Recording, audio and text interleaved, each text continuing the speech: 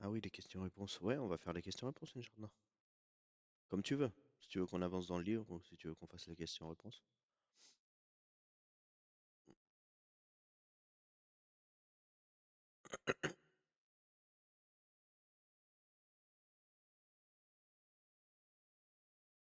Voilà.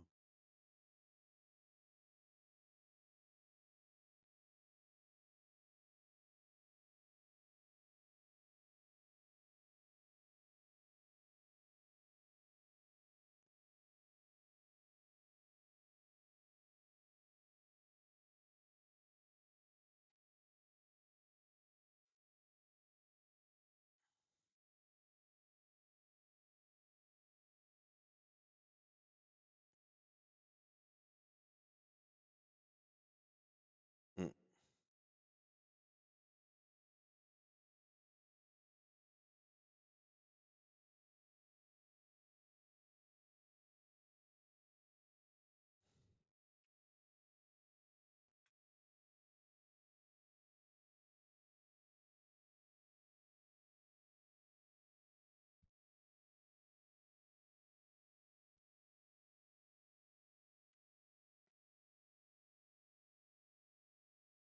Oui, faut juste changer l'horaire.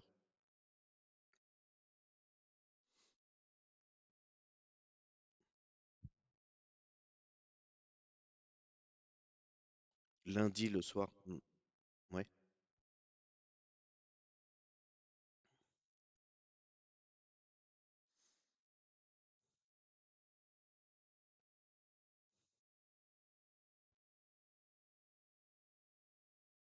ouais.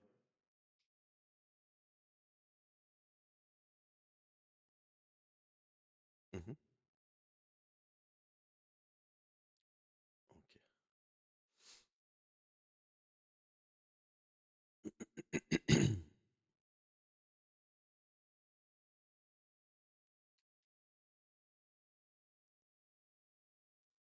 J'étais en train de chercher une parole de Shir Abdul Mousset dans la bed. Une fois, à la fin d'un cours, ils lui ont questionné, mais je le trouve pas là sur Internet. Une fois, à la fin d'un cours, ils l'ont questionné sur le programme des des vacances d'été, parce qu'ils avaient fini un livre. Et le shir, il leur a dit, moi, je connais pas les vacances. On arrête un livre, on en refait un autre. Je sais pas ce que c'est vos histoires de vacances. Vedallah. Donc les questions. Alors, dans les trois fondements, et on était arrivé. Ah oui, d'ailleurs, il me l'a pas proposé. Class Point, et il me l'a pas proposé. Faut que je le réouvre peut-être. Hein, affichage de la barre.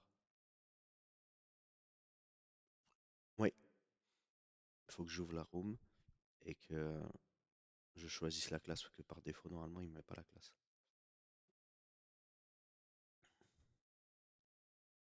Comme j'ai déjà ouvert les trois fondements, c'est peut-être ça qui l'embête. Je vais recommencer. Voilà, c'est ça.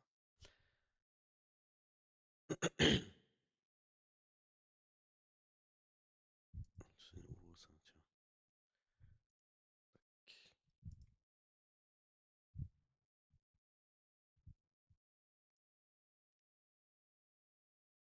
Elle est où la fenêtre? Ici. Donc, je le mets dans le chat et puis comme a priori il y a des frères qui n'ont pas forcément accès au chat sur le téléphone, je vais le remettre aussi sur le- la salle des trois fondements.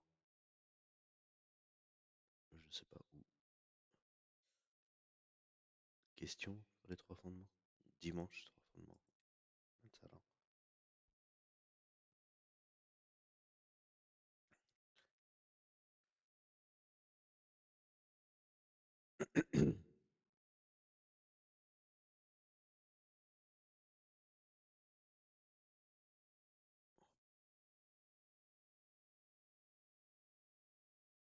A priori, on avait déjà fait les trois points. Al-Hanifi. Hanifia, est-ce que les questions elles apparaissent?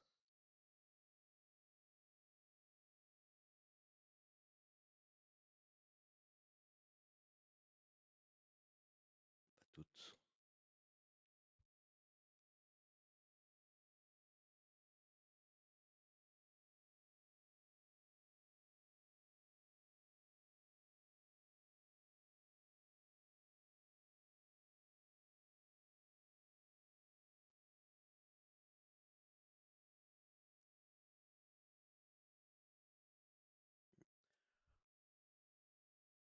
Ok.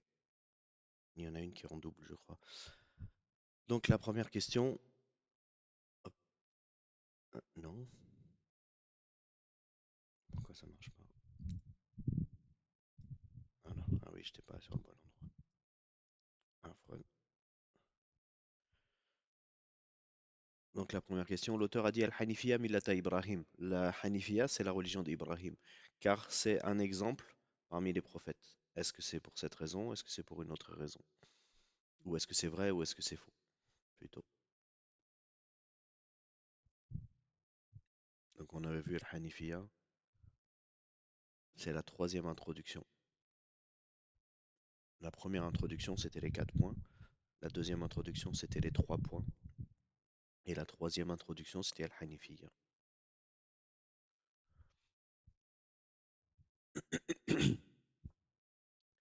On est combien à être connectés?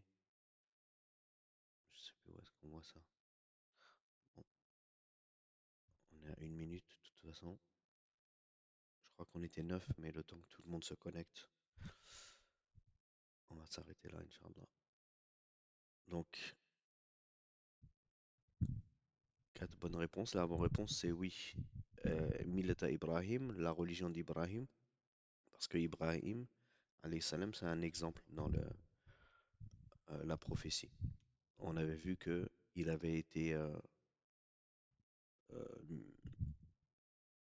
éprouvé par beaucoup de choses, par son peuple, par sa famille. Il a été éprouvé par les polythéistes de plusieurs sortes. Les polythéistes qui adorent les astres, les polythéistes qui adorent les statues, etc. Et donc c'était un exemple parmi les prophètes. Alayhim salatu wassalam. Deuxième question. L'auteur a dit adorer Allah en lui vouant un culte exclusif, c'est-à-dire la sincérité, qui est une des deux conditions d'acceptation des œuvres. Est-ce que c'est vrai ou est-ce que c'est faux? Donc, l'auteur il nous dit Ya Rab, أرشدك الله لطاعته أن الحنيفية ملة إبراهيم أن تعبد الله وحده مخلصا له الدين. Sache qu'Allah te guide vers son obéissance, que la Hanifiya, c'est la religion d'Ibrahim, qui est le fait d'adorer Allah en lui vouant un culte exclusif. Et ici, le culte exclusif, c'est-à-dire la sincérité. La sincérité dans le sens de al-ikhlas. Et l'ikhlas, est-ce que c'est une des deux conditions d'acceptation des œuvres? Et la réponse de 6 personnes, c'est oui. Tout le monde a bon. Barakallahu fikum. Al-ikhlas, en réalité, en arabe, c'est plutôt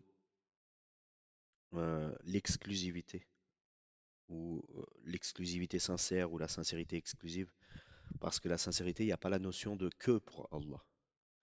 Alors que l'ikhlas, c'est pour Allah et pour Allah seul. Donc attention au piège dans la traduction en langue française, et de toute façon on fait l'effort pour avancer en langue arabe. Mais en arabe, l'ikhlas, ça a la notion d'exclusif, comme on a déjà vu.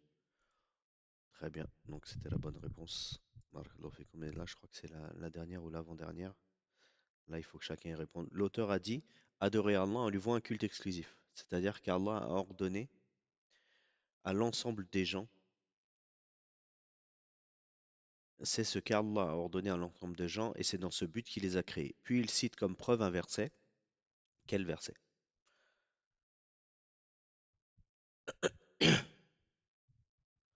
Pourquoi je le vois pas apparaître? Ah voilà.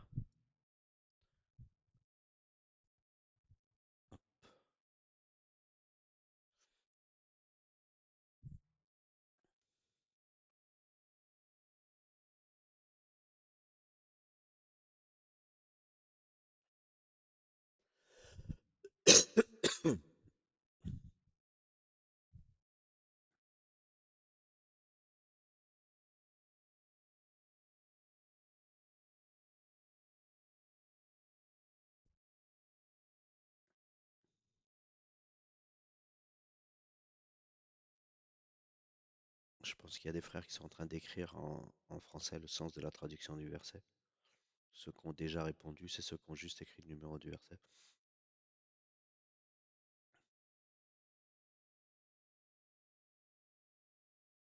Il reste un sixième, il me semble, qu'on est six.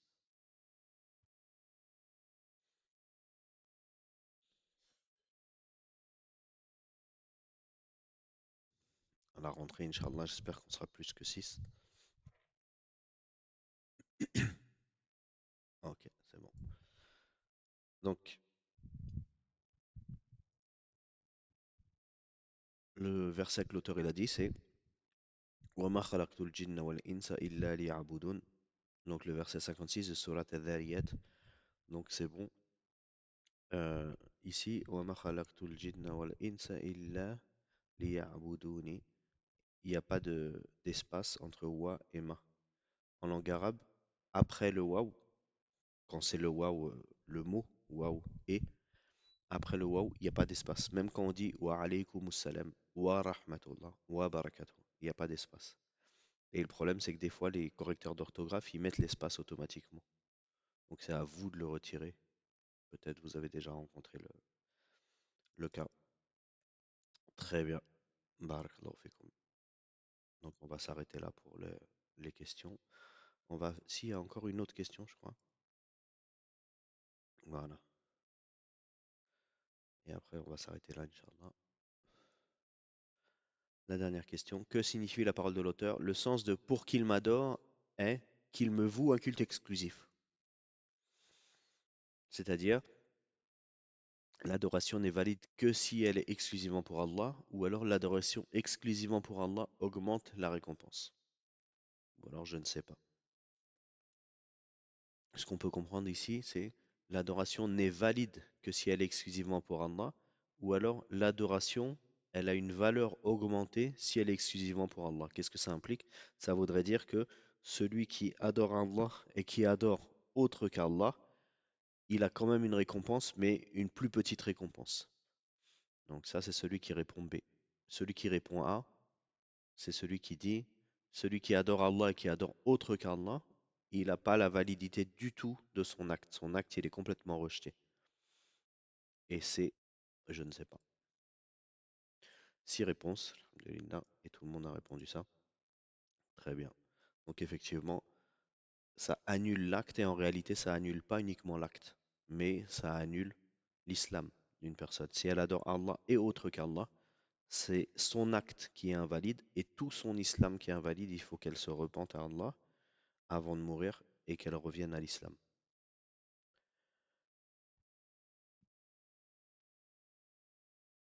Wallahu alam. Très bien, on va s'arrêter là puisque la cinquième question, quelle est la définition du politisme? On l'avait déjà vu. Et comme c'est une question où il faut écrire, ça va nous prendre du temps, donc on s'arrête là. La définition du polythéisme, comme on avait déjà vu dans les anciennes réponses, d'ailleurs, je ne sais pas si on peut pas re-regarder les anciennes réponses qui ont été faites. Je vous questionne pas, hein, vous n'avez pas besoin de remplir, c'était juste pour vérifier. Fermez la soumission. Pas de réponse collectée. Parce qu'on l'avait déjà fait, cette question-là, on l'avait fait là, avec la définition de l'adoration et la définition du polythéisme. Je voulais juste vérifier est-ce que je pouvais avoir accès aux anciennes questions. Mais a priori, quand j'ai mis la soumission ici, ça a dû tout effacer. En tout cas, la définition du polythéisme, ou parmi les définitions du polythéisme, c'est le fait d'attribuer à autre qu'Allah ce qui est propre à Allah. C'est ça le polythéisme. Le polythéisme, c'est le fait de faire une adoration, pas faire un acte mondain, comme par exemple la peur d'un animal sauvage, c'est pas une adoration. Donc si on a peur d'un animal sauvage, c'est pas considéré comme du polythéisme parce que on a éprouvé cette peur pour autre qu'Allah, mais pas pour quelque chose qui est propre à Allah. La peur qui est propre à Allah, c'est la peur de ne pas rentrer au paradis, par exemple. Parce que c'est Allah qui va faire qu'on rentre ou qu'on rentre pas au paradis. On n'a pas peur d'un être humain qui ne nous fasse pas rentrer au paradis. Donc si on a peur de ne pas rentrer au paradis parce que on a déçu notre shir ou quelque chose comme ça, là c'est une peur qui est du polythéisme. Parce que c'est pas notre shir qui va faire qu'on rentre au paradis. D'accord? Donc, le fait d'attribuer à autre qu'Allah ce qui lui est propre, concernant la peur, concernant les actes comme la prière, l'invocation, euh, et également dans les noms et les attributs d'Allah. Donc le polythéisme, il existe dans la seigneurie, dans l'adoration et dans les noms et les attributs d'Allah. Je crois qu'il y avait une question, j'ai entendu une main se lever. Oui, il y a quelqu'un qui a levé la main, et je vois pas c'est qui. Ah, ah, oui.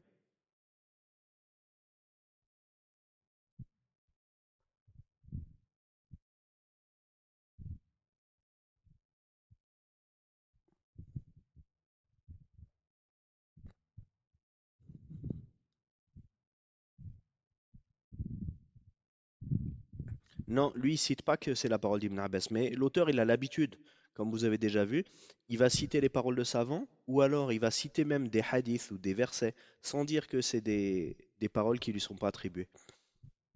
Comme on en est où dans le livre? Comme on a vu ou comme on va voir, il fait ça de temps en temps. Par exemple, il cite le hadith sur le l'iman. On a vu parce qu'on est dans euh, la foi aux anges et tout ça. Je crois qu'on est dans le troisième fondement là, c'est ça? Il me semble qu'on est dans le troisième fondement. Et on avait vu dans le deuxième fondement, l'auteur il nous dit Al-Iman bid'una sab'una shu'ba. A'laha la ilaha illallah wa adnaha imatatul adhan tariq. Il nous a défini la foi comme étant 73 branches. Le plus haut degré, c'est la ilaha illallah, et le plus bas degré, c'est retirer une branche du chemin. Vous vous souvenez de ça?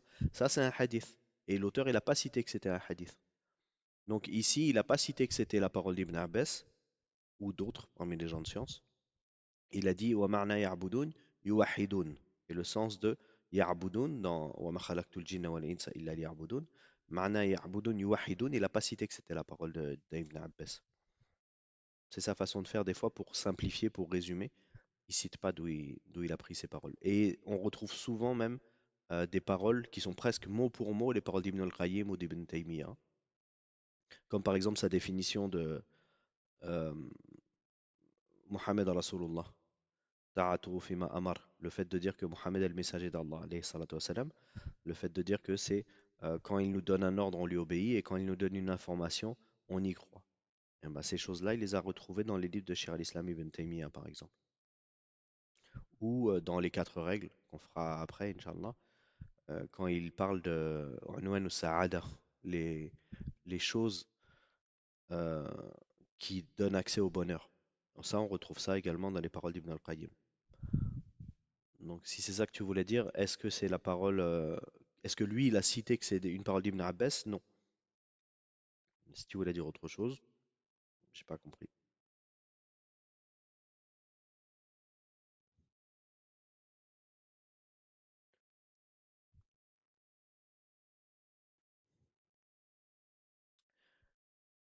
Taïeb, c'est bon, on s'arrête là, Inch'Allah, pour les questions. Jazakallah khair. Barakallahu fik. Très bien. Donc, où est-ce qu'il est? Ah, il a tout fermé. Ok.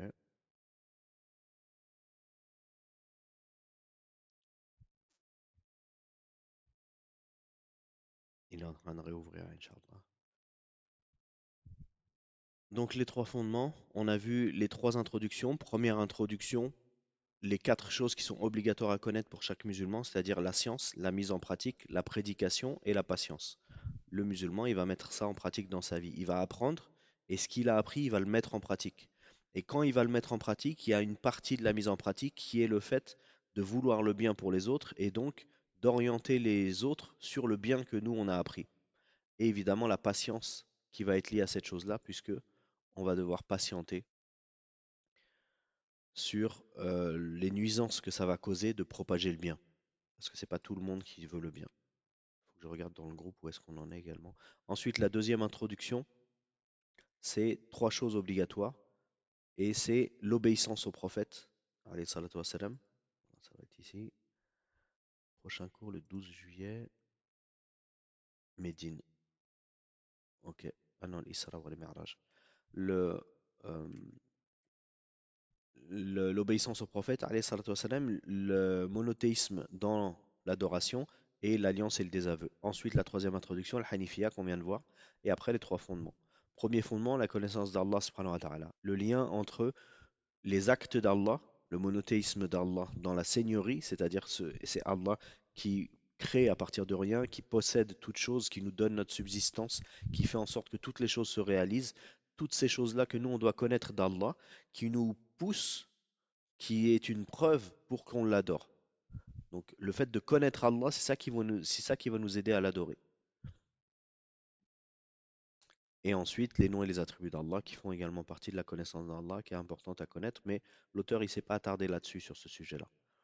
Et ensuite, il a cité des exemples d'adoration. Deuxième fondement, l'islam. L'islam avec les preuves. Donc, l'islam basé sur le Coran et la Sunna, et aussi l'unanimité des savants, etc. L'islam qui a trois degrés, les actes apparents, les actes du cœur et l'excellence. Quand ils sont cités ensemble, ils ont un sens distinct, et quand ils sont cités séparément, ils ont le même sens. Et ensuite, le hadith de Jibril qu'on a lu, je crois, rapidement.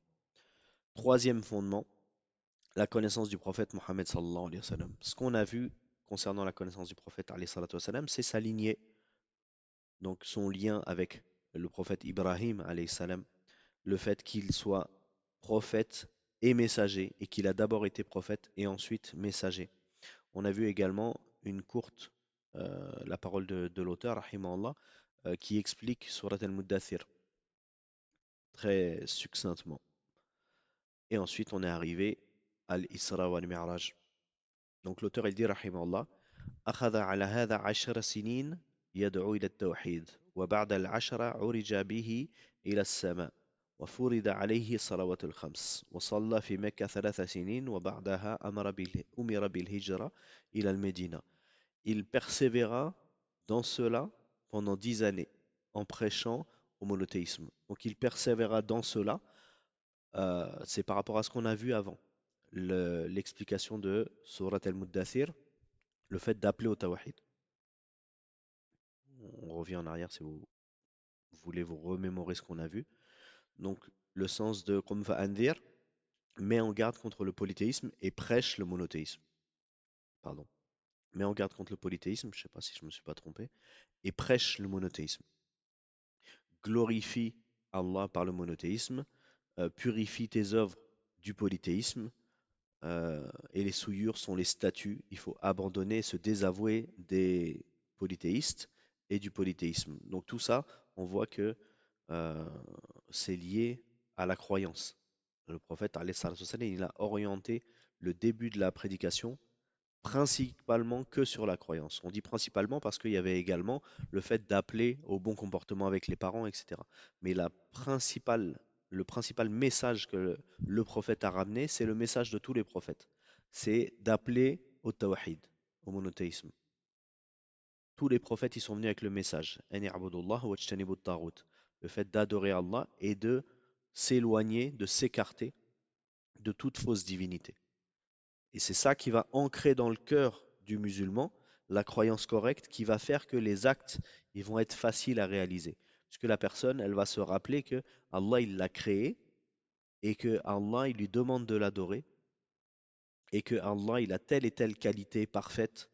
Allah, il est miséricordieux. Allah, il est juste. Allah, il va punir ceux qui ne sont pas obéissants. Allah, il va récompenser ceux qui le sont, etc. Donc, plus on a une connaissance d'Allah, et plus on va pratiquer correctement. À l'exemple du porc, par exemple. On n'a aucun doute sur le fait que le porc, c'est interdit pour un musulman. Donc, jamais on va avoir l'ambiguïté de se dire, et peut-être si je mangeais du porc pour voir. Ou peut-être c'est pas grave, il y a divergence, ou c'est un péché, mais Allah, il peut me pardonner, etc. Ça, personne n'a cette ambiguïté-là. Pourtant, sur d'autres choses, comme on n'a pas assez de connaissances, on tombe dans les ambiguïtés de Shaitan, de dire peut-être que, et j'ai déjà entendu, et certains ils autorisent, etc. Et donc après on tombe dans l'illicite. Pourquoi? Parce qu'on n'a pas une croyance ferme. Celui qui a une croyance ferme, c'est celui qui va justement ne pas tomber dans ce genre de travers. Et ça, on le retrouve avec l'enseignement des prophètes, de mettre l'accent sur la croyance ancrée dans le cœur du musulman. Et quand la croyance elle est ancrée dans le cœur, le musulman il va plus facilement pratiquer. C'est la façon de faire du prophète Mohammed sallallahu alayhi wa sallam. À la Mecque principalement, mettre en avant la croyance. Et ensuite, à Médine, on verra, Inch'Allah, que le reste sera plus facile à mettre en pratique. Et ça, c'est à appliquer dans nos vies et dans nos familles également. Ça sert à rien d'aller voir les gens de notre famille et de leur dire il faut porter le djilbab, il faut laisser pousser la barbe, il faut faire la hijra, s'il y a un problème dans la croyance déjà. On met d'abord en priorité la croyance. Et après, la jurisprudence, haram, halal. Mais d'abord, al-aqida, de manière générale, évidemment. Donc, on n'a pas traduit, il persévéra dans cela pendant 10 ans en prêchant le monothéisme. Donc, ce qu'on vient de voir avant. Après ces 10 années, il fut élevé au ciel lors de son voyage nocturne. C'est là que lui furent prescrites les 5 prières. Il accomplit la prière à la Mecque pendant 3 ans, puis il reçut l'ordre de l'égir vers Médine. Donc, le prophète, alayhi salatu wassalam, on a vu qu'il est resté 13 années à la Mecque et 10 années à Mecca. Au bout de 10 années, 13 années à la Mecque et 10 années à Médine, pardon. Au bout de 10 années à la Mecque, donc pas au bout des 13, au bout des 10, il a eu Al-Isra ou Al-Mi'raj, le voyage nocturne et l'ascension. Le voyage nocturne, c'est il était à la Mecque, comme on voit au début de Surat Al-Isra.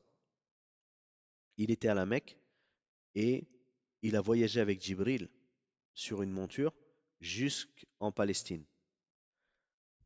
Ça, c'est le voyage nocturne. Et ça, c'est quelque chose qu'il a fait réellement et il a décrit ce qu'il a vu en Palestine, alors il n'a jamais été en Palestine à un autre moment que cela. Et c'était pas quelque chose qui était euh, simple à voir comme nous on peut voir aujourd'hui, par exemple, quelqu'un qui a jamais été à la Mecque, il sait déjà à quoi ressemble la Kaaba, parce qu'il l'a vu à la télé, il l'a vu sur des certaines personnes, ils affichent ça chez eux, même des tapis de prière où il y a la Kaaba dessus, des agences qui mettent des flyers où dessus il y a la Kaaba. Donc on sait tous à quoi ça ressemble, même celui qui n'a pas fait le Hajj ni la Umrah. Mais à l'époque, il n'y avait pas ce genre de choses-là. Donc quand il a expliqué qu'il avait vu telle chose et telle chose, les musulmans, ils l'ont cru. Les musulmans, de toute façon, ils l'avaient cru avant même qu'il explique. Mais certains, ils avaient du mal à y croire. Et quand il a expliqué, ils ont été renforcés dans leur croyance. Mais d'autres, ils n'y croyaient pas. Et c'est pour cette raison-là que Abu Bakr a été appelé As-Siddiq d'ailleurs. Parce que justement, il a tout de suite accepté. Des personnes ils sont venus voir Abu Bakr, et ils lui ont dit, tu as vu ce que ton compagnon il dit? Il dit qu'il a été jusqu'en Palestine en une nuit. Et Abu Bakr, il a dit, si ce que vous dites, et c'est vrai, s'il l'a vraiment dit, alors je le crois. Parce que je crois des choses qui sont encore plus extraordinaires que ce que vous êtes en train de me dire. Il reçoit la révélation de son Seigneur, au-dessus des 7 cieux. Donc c'est ça la croyance authentique. Et c'est pour ça qu'il a été appelé le véridique, Siddiq, Abu Bakr, radiallahu anhu. Donc le voyage nocturne, en une nuit, sur une monture avec Jibril, il est parti en Palestine. Il a prié là-bas. Et ensuite, il a eu l'élévation jusqu'au 7e ciel. Donc il a passé le premier ciel et à chaque ciel, il y a une porte avec des anges qui empêchent de passer.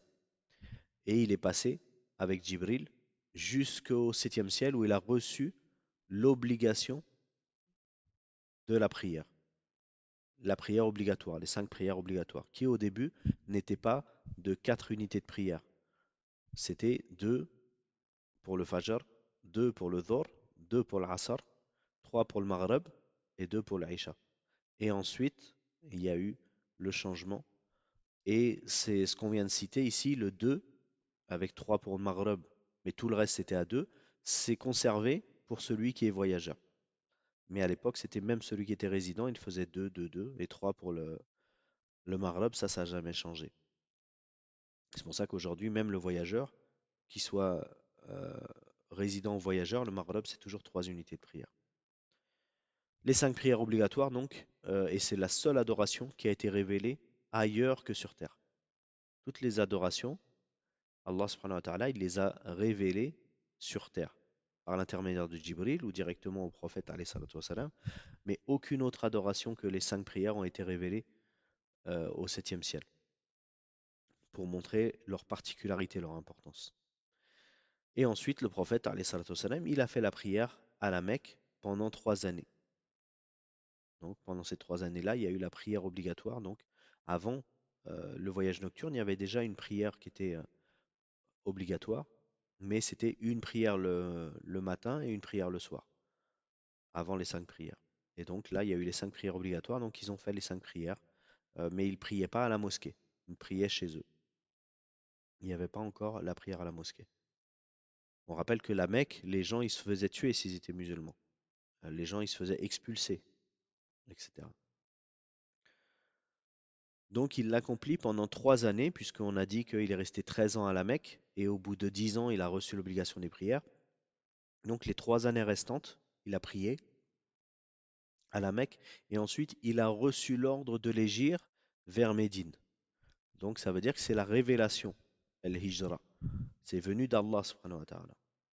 Et ensuite, donc, le prophète alayhi salatu wassalam, a fait la hijra, a organisé la hijra pour les compagnons, après la hijra qui avait eu lieu avant en Abyssinie. Là, c'est l'émigration vers Médine, comme l'auteur il a cité. Je vérifie qu'il n'y ait pas de questions. Non, alhamdulillah. On est à combien? 35? On a le temps encore, alhamdulillah. El-Hijra, l'auteur il dit, rahimallah. والهجرة الانتقال من بلاد الشرك إلى بلاد الإسلام إلى بلد الإسلام والهجرة فريضة على هذه الأمة من بلاد الشرك إلى بلاد الإسلام وهي باقية إلى أن تقوم الساعة والدليل قوله تعالى on verra le verset après Inch'Allah. Donc l'égir, l'auteur est dit rahimallah, l'égir est l'émigration d'un pays mécréant vers un pays musulman. L'égir est obligatoire à cette communauté d'un pays mécréant vers un pays musulman et le restera jusqu'à la venue de l'heure. Et la preuve est la parole d'Allah, le verset qu'on va citer après, Inch'Allah. Donc ici, après nous avoir parlé de la Mecque, il nous parle de la Hijra. Donc 13 années après Mecca, le début des 10 années à Médine, ça part avec Al-Hijra. Al-Hijra, c'est la distinction entre les versets mécois et les versets médinois. Quand le Coran il est révélé, il y a les versets mécois, donc jusqu'à avant la Hijra, et les versets médinois jusqu'à après la Hijra. Et les versets qui ont été révélés pendant la Hijra, comment on les appelle? Je vous demande, quelqu'un sait?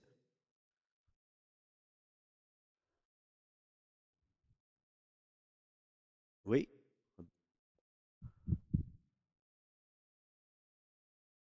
médinois pendant la Hijra? C'est un avis. Quelqu'un a autre chose? On a dit, les versets, ils ont été révélés à partir du moment où Jibril il est venu dans la grotte de Hira. Et ça a été révélé donc Iqra, les 5 ou 6 premiers versets de Surat Al-Alaq. Ça, c'est les versets mécois.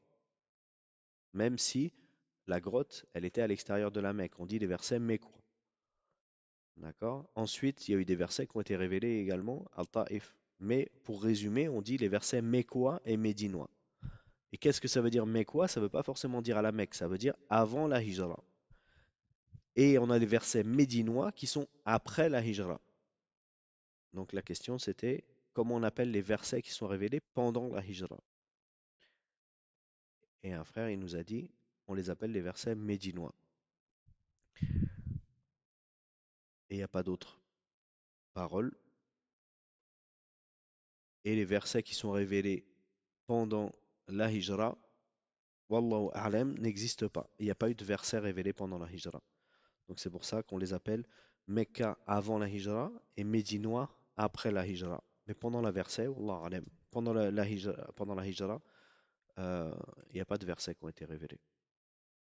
Et s'il y a des versets qui ont été révélés euh, ou des histoires qui rapportent des versets, c'est qu'ils ont déjà été révélés avant.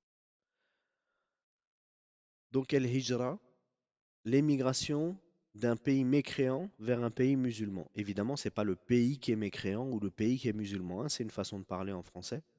Mais on ne va pas dire qu'un pays il est mécréant, parce que toutes les choses inertes, les pierres, les pays, la mer, les montagnes, le soleil, tout ça, c'est soumis à Allah subhanahu wa ta'ala. D'accord? Quand on parle d'un pays mécréant, on ne dit pas que le pays va aller en enfer. Je précise au cas où, que ce soit pas mal compris. Mais en français, c'est comme ça qu'on dit. En réalité, ce serait plus correct de traduire ça par euh, un pays de mécréance ou un pays euh, où les résidents sont mécréants, etc. Donc, un pays mécréant vers un pays musulman. Qu'est-ce qu'un pays musulman? Un pays musulman, il me semble qu'on l'avait déjà vu, c'est un pays où il y a des musulmans qui vivent, même s'ils ne sont pas majoritaires. Même le gouverneur n'a pas à être musulman, mais il faut que les rites soient visibles. Par exemple, l'appel à la prière. Par exemple, la prière de Eid. C'est ça un pays musulman. Et ça, c'est important à comprendre. Il y a divergence. Les savants, ils ont plusieurs avis, hein, mais le plus juste, c'est que un pays musulman, c'est un pays où les rites de l'islam sont visibles et qu'il y a des musulmans qui y vivent, évidemment. Pas zéro musulman, mais qu'il y a des musulmans qui y vivent. Mais même s'ils sont en minorité.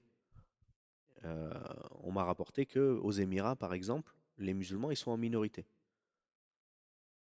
J'ai pas vérifié, mais des gens de confiance, ils m'ont dit aux Émirats, en réalité, la majorité des gens, c'est des gens qui viennent de l'Europe, de l'Amérique, de la Russie, etc. Et donc les musulmans qui vivent là-bas, ils sont en minorité par rapport à tous les gens qui viennent.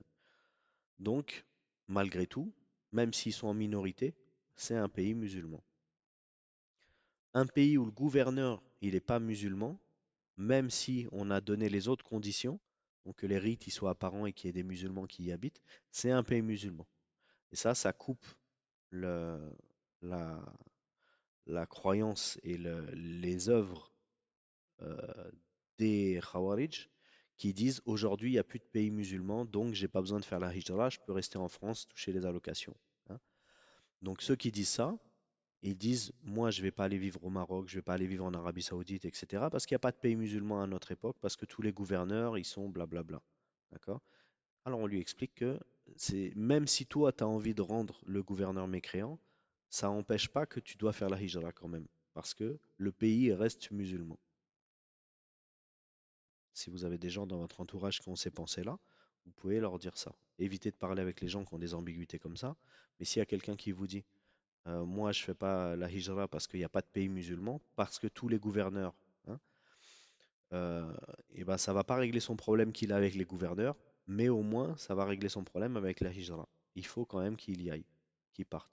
Et il n'y a aucun doute, enfin, avant ça paraissait tellement évident, mais maintenant il y a même des gens qui mettent le doute là-dessus que l'islam il est plus facile à pratiquer dans un pays musulman qu'un pays de mécréance. Mais il y en a qui disent l'inverse. Donc c'est complètement faux et c'est des gens qui n'ont pas une bonne connaissance de l'islam qui disent que c'est plus facile de pratiquer l'islam en France, par exemple, que dans un pays du Maghreb ou ce genre de choses-là.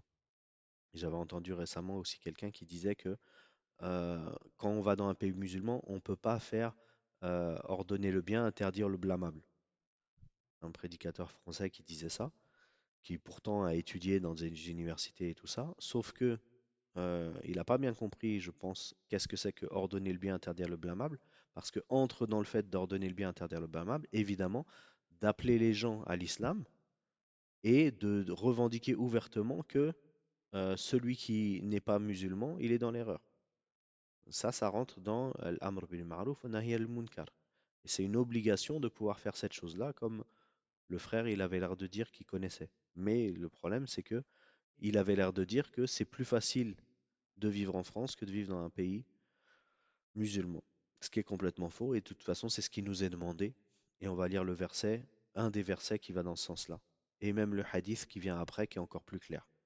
Donc, la hijra, celui qui a étudié ne serait-ce que les trois fondements, normalement, il n'a pas de doute, il n'a pas d'ambiguïté sur la hijra, Inch'Allah. Donc, la hijra est obligatoire à cette communauté d'un pays mécréant vers un pays musulman et le restera jusqu'à la venue de l'heure. Ça, on va le voir dans le hadith après. Et la preuve est la parole d'Allah.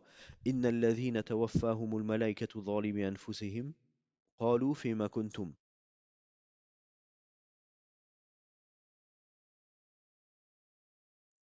Ceux qui se sont fait du tort à eux-mêmes, les anges accueilleront leurs âmes et diront où en étiez-vous dans votre religion? قالوا كنا مستضعفين في الأرض قالوا ألم تكن أرض الله واسعة فتهاجروا فيها. Ils prétendront, nous étions contraints et maltraités sur terre. La terre n'était-elle pas assez vaste pour que vous puissiez émigrer? فأولئك مأواهم جهنم وساءت مصيرا. Voilà ceux dont le refuge sera l'enfer. Et quelle bien mauvaise destination. إلى المستضعفين من الرجال والنساء والولدان لا يستطيعون حيلة ولا يهتدون سبيلا. Sauf ceux qui étaient vraiment incapables parmi les hommes, les femmes et les enfants, qui n'avaient aucun moyen d'émigrer et ne trouvaient personne pour les guider. فأولئك عسى الله أن يعفو عنهم وكان الله عفوا غفورا. Ceux-là, Allah leur effacera leurs péchés. Allah efface les péchés et pardonne les fautes. Donc là, le verset ou les versets 97 à 99 sur la An-Nisa, ils sont clairs. Les anges qui réprimandent ceux qui n'ont pas fait la hijra. Où en étiez-vous dans votre religion? Nous étions contraints. La terre d'Allah n'était-elle pas assez vaste pour que vous puissiez émigrer? C'est un reproche. Su'al inkari. Vous ne pouviez pas émigrer? Donc ça veut dire il fallait que vous émigriez. Voilà ceux dont le refuge sera quoi? L'enfer. Donc celui qui ne fait pas la hijra, il ne va pas aller en enfer parce que c'était mustahab. Il va aller en enfer parce que c'était obligatoire. Sauf ceux qui étaient vraiment incapables, donc il y a des exceptions. Il y a des gens qui sont incapables de faire la hijra, il y a des conditions. Il y a certaines personnes, ils ont des problèmes de santé ou des gens sous leur responsabilité qui ont des problèmes de santé. C'est au cas par cas, il faut qu'ils demandent aux savants, mais c'est des exceptions. Et ceux qui ne peuvent pas, regardez ce qu'il dit ici le verset, dans le sens en français, ceux-là, Allah leur effacera leurs péchés. Donc il y a un péché pour celui qui ne le fait pas. Donc le refuge sera l'enfer et ils auront un péché, sauf ceux qui sont excusés, alors à ce moment-là, Allah il leur effacera leur péché. Donc il n'y a aucun doute que la hijra c'est une obligation. Et même celui qui voit que c'est dans tel et tel pays pas obligatoire mais recommandé, puisqu'il y a des endroits où ça peut être recommandé, celui qui peut pratiquer sa religion correctement par exemple, et pratiquer la religion correctement, ça veut dire que on a le droit d'aller voir quelqu'un et lui dire euh, telle chose c'est interdit en islam. Tu n'as pas le droit de pratiquer telle religion, etc. La seule religion à accepter auprès d'Allah, c'est cette chose-là, etc., etc. Donc celui qui ne peut pas faire ça, alors il a la hijra obligatoire. Ensuite, l'auteur il continue sur le sujet, il dit وَقَوْلُهُ ta'ala et la parole d'Allah, donc je change ça. يا عبادي الذين آمنوا إن أرضي واسعة فإياي فاعبدون. Ô vous mes créatures qui avez la foi, ma terre est vaste, n'adorez donc que moi. قال البغوي رحمه الله تعالى سبب نزول هذه الآية في المسلمين الذين بمكة ولم يهاجروا ناداهم الله باسم الإيمان. Al-Barawi, un savant du 5e siècle de l'Égypte, du 6e siècle, 500, je ne sais plus combien, il a dit, ce verset est descendu au sujet des musulmans de la Mecque qui n'avaient pas émigré. Allah les a interpellés au nom de la foi. Ça veut dire quoi? Le verset il commence par Ya ibadiyalladina amanu. Ô vous mes créatures qui avez la foi. Donc il les a appelés à la foi. C'est un acte de foi de faire la hijra, c'est une adoration. Et il termine en disant وَالدَّلِيلُ عَلَى الْهِجْرَةِ مِنَ السُنَّةِ قَوْلُهُ صلى الله عليه وسلم لا تنقطع الحجرة حتى تنقطع التوبة ولا تنقطع التوبة حتى تطلع الشمس من مغربها. La preuve de la sunna de l'obligation de l'égir est la parole du prophète sallallahu alayhi wa sallam. L'égir ne cessera que lorsque le repentir cessera. Et le repentir ne cessera que lorsque le soleil se lèvera de son couchant. Donc là, le texte, le hadith, il est clair.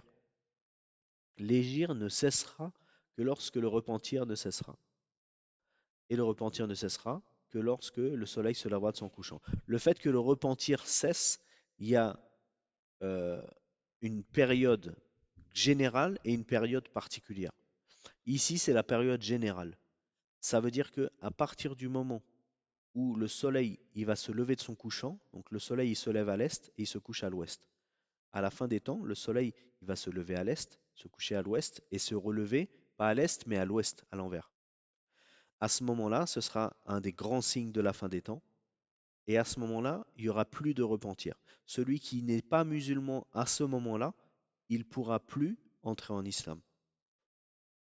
D'accord? Ça, c'est le signe qui est général pour toutes les créatures à ce moment-là.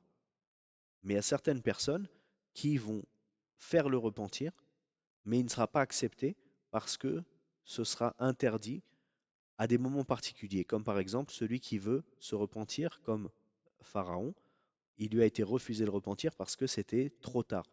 C'était au moment où son âme allait quitter son corps et donc c'était pas fait sincèrement. Donc c'est rejeté. Donc le repentir cessera. Ça veut dire que le repentir, il existe toujours, mais il y a des conditions qui vont faire que le repentir n'est pas accepté. S'il n'est pas sincère, par exemple, ou si il est fait euh, au moment où l'âme quitte le corps, à la fin de la vie, ça n'est pas accepté non plus. Donc le repentir, il va cesser pour chaque être humain un peu avant la mort et de manière générale pour tous les humains quand le soleil il va se lever de son couchant. Et l'égir ne cessera que lorsque le repentir ne cessera. Donc jusqu'à la fin des temps, on aura l'égir. D'accord? Donc comment on fait avec le hadith qui dit La hijra ba'd al-fath?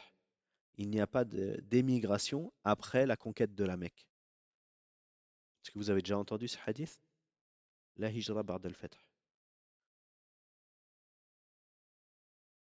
Comment on fait pour rejoindre avec les deux hadiths?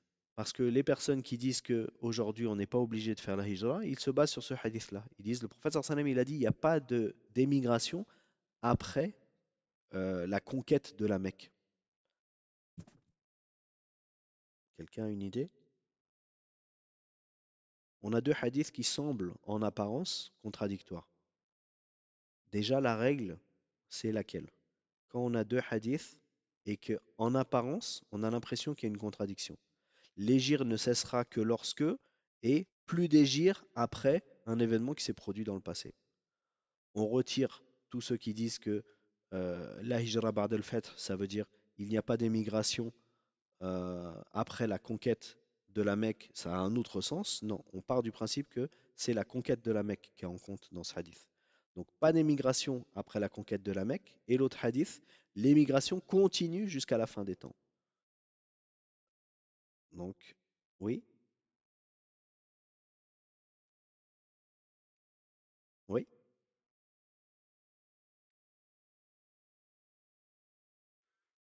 oui. C'est lequel qui est général, c'est lequel qui est spécifique?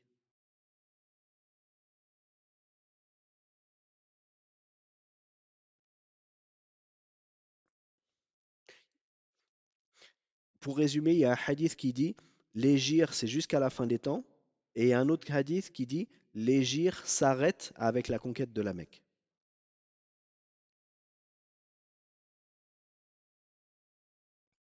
Mm. Barakallahu fik. Jazakallahu khairan.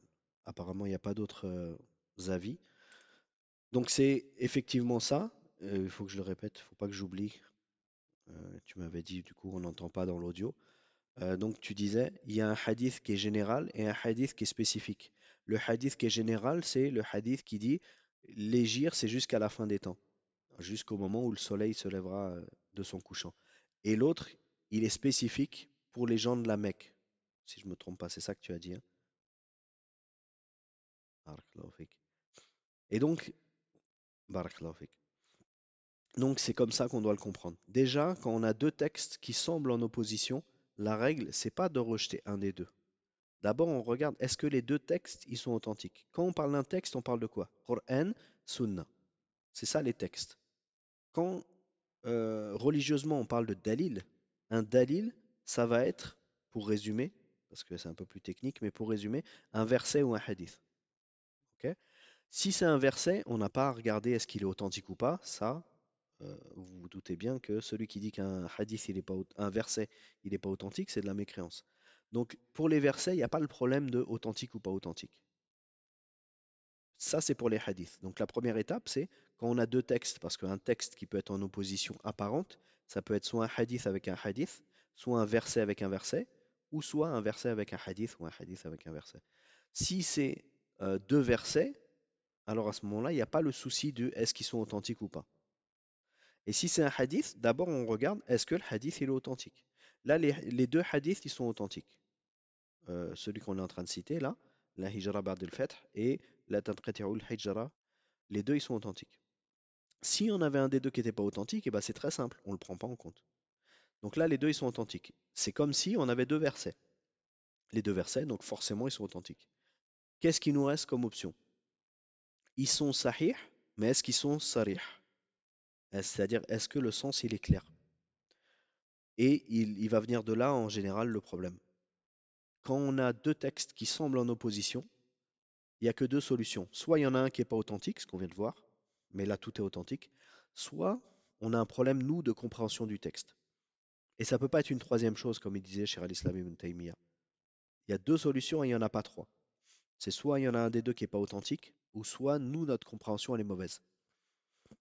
Ça ne peut pas être autre chose. Donc on ne rejette pas un hadith. Oui, j'ai peut-être dit une erreur. Oui.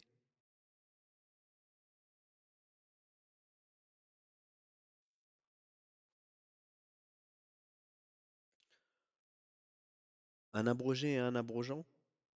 Ah, c'est-à-dire ça semble en opposition et oui, mais à ce moment-là, ça c'est avant.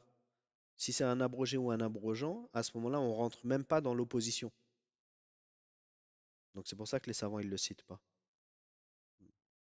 Ou alors, on peut aussi le comprendre, Wallahu a'lam, en disant que notre compréhension du hadith, elle n'est pas bonne puisque ce hadith-là, il est plus à prendre en compte. Et c'est vrai que c'est important de comprendre que un hadith, c'est pas parce qu'il est authentique qu'on le met en pratique, justement pour l'abrogation. Il y a des hadiths qui sont dans Sahih Bukhari qui sont abrogés, comme par exemple le fait où euh, Ibn Abbas, quand il faisait le recours, il mettait pas ses mains sur ses genoux, il mettait ses mains à l'intérieur de ses genoux, le dos des mains sur le dos de la main au milieu des jambes. C'est un hadith qui est authentique, mais on ne le met pas en pratique. Donc attention aussi, barakallahu fik, d'avoir précisé, à l'abrogation. L'abrogation, c'est quelque chose qui va faire également que un hadith, on ne le mette pas en application. Barakallahu fik. Donc on se retrouve avec deux textes. Les deux, ils sont authentiques. Donc d'où va venir le problème? Dans notre compréhension. Notre compréhension, ça peut être qu'il y en a un des deux qui est abrogé, comme on vient de dire, ou ça peut être qu'on n'a pas compris le sens. Et là, le sens, c'est, comme le frère il a dit avant, il y a une parole générale et une parole qui est précise. Et très souvent, c'est ça la situation. Des fois, c'est le hadith, on pense qu'il veut dire ça, mais il veut pas dire ça. Mais très souvent, c'est on a une parole qui est générale et une parole qui est précise. Comme le fait de dire que tout ce qui est sur terre, on a le droit de le manger. Mais alors, à ce moment-là, pourquoi on n'a pas le droit de manger du poison? Bah, parce que le poison, c'est un autre texte qui va nous dire on n'a pas le droit de se faire du mal à nous-mêmes. Donc, on ne va pas manger du poison. Donc là, c'est pareil. Il y a deux textes et on prend les deux. On ne rejette pas un texte qui est authentique. Qu'est-ce qu'on fait? Le texte général, la hijra ne cessera que lorsque le repentir ne cessera. Parole générale. Donc ça s'applique dans toutes les cas. Il y a toujours la hijra jusqu'à la fin des temps. Parole générale. Et l'autre hadith, la hijra ba'd al-Fath, il n'y a pas de hijra après la conquête de la Mecque. Là, c'est précis. Comme le frère il a dit, c'est pour les gens de la Mecque. Qu'est-ce qui veut dire ce hadith, la hijra ba'd al-Fath? Il veut dire ceux qui habitaient à la Mecque. Ils avaient l'obligation de faire la hijra vers Médine. Parce que la Mecque, c'était pas une terre musulmane. Terre musulmane comme on a vu, hein, une terre de musulmans. Quand il y a eu la conquête de la Mecque, qu'est-ce qui s'est passé à la Mecque? C'est devenu une terre d'islam. Donc, le prophète sallam, il a dit, il n'y a plus de nécessité pour les gens de la Mecque de partir vivre à Médine, puisque la Mecque, c'est une terre d'islam. Et certaines personnes, elles ont pris ce hadith-là et elles ont dit, donc comme cette terre, elle est devenue musulmane, il n'y a plus besoin de faire la hijra. Donc, la hijra n'existe plus. Donc, qu'est-ce qu'ils ont fait, ces personnes-là? Et comment on sait qu'on a pris le bon avis ou qu'on n'a pas pris le bon avis? Bah, ils ont rejeté un des deux hadiths. Et le bon avis, ce sera toujours de prendre tous les textes. Là, ici, nous, on a deux hadiths. Celui qui dit qu'il n'y a plus l'obligation de la hijra aujourd'hui, on va lui dire, explique-moi le hadith qu'on est en train de voir ici. La hijra ne cessera que lorsque le repentir cessera. Explique-moi le hadith. On ne le prend pas en compte parce qu'il y a l'autre. Non, il est authentique, on le prend en compte. Shir al-Islam, il dit, Ibn Taymiyyah, il dit, s'il y a un ta'arud entre deux textes, el jem aoula. S'il y a deux textes qui semblent en opposition, avant même de trancher, comme on était en train de dire, on prend les deux. Est-ce que là, prendre les deux, c'est possible? Oui, comme on l'a expliqué. Si c'était pas possible, alors à ce moment-là, on va regarder d'où ça peut venir le fait qu'il y ait une opposition apparente entre deux textes. Mais la base, c'est, comme les savants ils disent, Shir al-Islam en particulier, el jem aoula.